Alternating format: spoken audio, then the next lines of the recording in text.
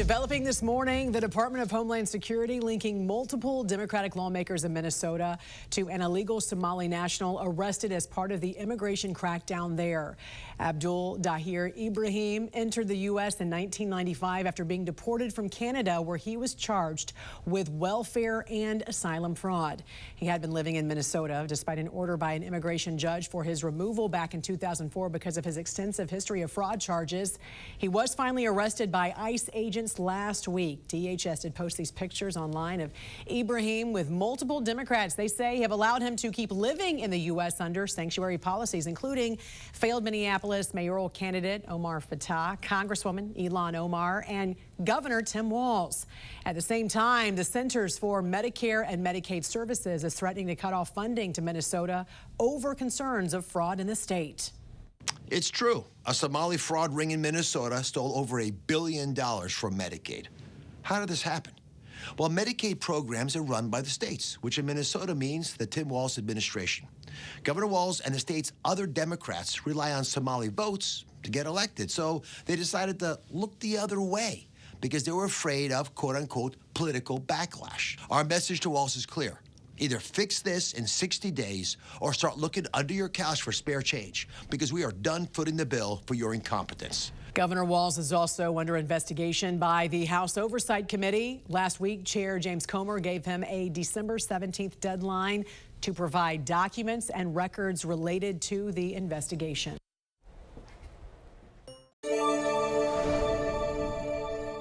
I'm Matt Gelka in Washington, where the president went on a disparaging rant against the Somali community in Minnesota this week as the state prepares for a new ICE crackdown.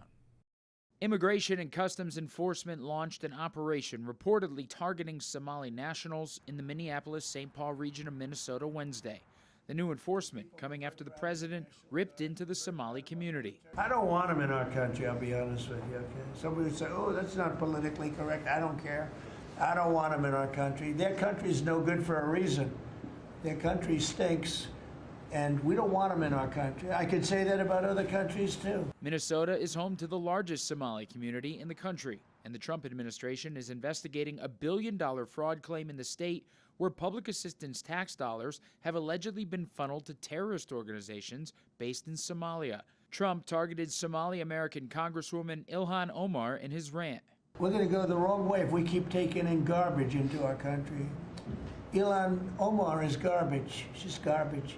Her friends are garbage. He's always been a racist, a bigot, a xenophobic, and Islamophobic. Minnesota Governor Tim Walz says he welcomes the investigation into the potential fraud from his state, but slammed the targeting of one community. My message is simple on this. You commit fraud in Minnesota, you're going to prison. I don't care what color you are, what religion you are. Sitting on the sidelines and throwing out accusations, and let's be very clear, demonizing an entire population and lying to people about the safety and security of this state is beneath that. Republicans have increasingly blamed Walz for the fraud scandal. Tim Walz refuses to take accountability for the fraud he created and enabled.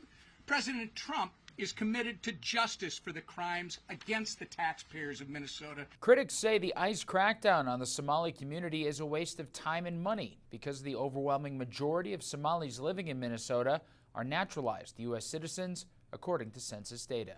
Reporting in Washington, I'm Matt Gelka. Well, Mr. President, thank you for giving me a very interesting job. Some days it's a little controversial too, but it's been an honor to work for you. You are a great American. The fights that you pick are the right fights, and they're always on behalf of this country. So I appreciate the chance to do this job heading up this department. If you think about what Joe Biden did with the Department of Homeland Security, he used this department to invade the country with terrorists. He opened up the borders, let anybody come in that wanted to. He put them on airplanes. He let them through our airports. If they could figure out a way to get to our shores and in our country, he just opened the door and invited them in. So it's our job to get them out. And I want to thank you for this team, because I look around the table and I think every single person here has helped me do my job over the last year. They've supported us at the border and given us resources. Marco negotiates all the travel documents and relationships with other countries to take their people home. 2 million people have gone home already. The people that were here illegally you've removed from our country and sent home. And we're going to send more home for the holidays too, and make sure that they get to be with their families in their countries. Yes. Mostly the bad ones. That's right. Pam, Focus is the bad ones. that's right. And there are a lot of them. Terrible, horrible people. And Pam, make sure she's fighting for us in court so that we can get up every day and be bold. We're going to hire our 10,000th ICE officer. Will be on the job within 10 days. So we have hired 10,000. We've had hundreds of thousands of applications.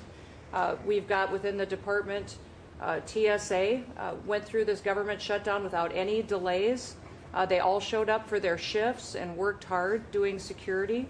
And they have been absolutely fantastic. Sir, you made it through hurricane season without a hurricane. Yeah.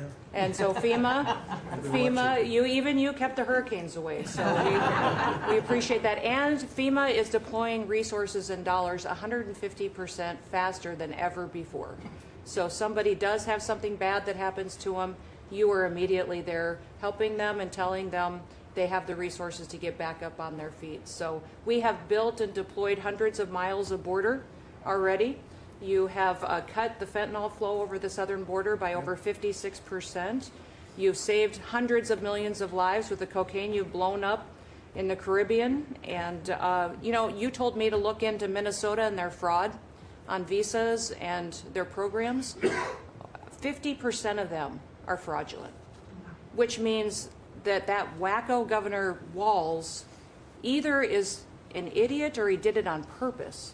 And I think he's both, sir. He brought people in there illegally that never should have been in this country, said they were somebody that they're not. They said they were married to somebody who was their brother or somebody else. Fraudulent visa applications, signed up for government programs, took hundreds of billions of dollars from the taxpayers, and we're going to remove them and we're going to get our money back. And we're going to, this next year, make sure that we only put people in leadership positions in this country that love this country and have its back. So thank you for letting us get up every day and have a purpose. We appreciate you. Thank you very much. Thanks, Chris.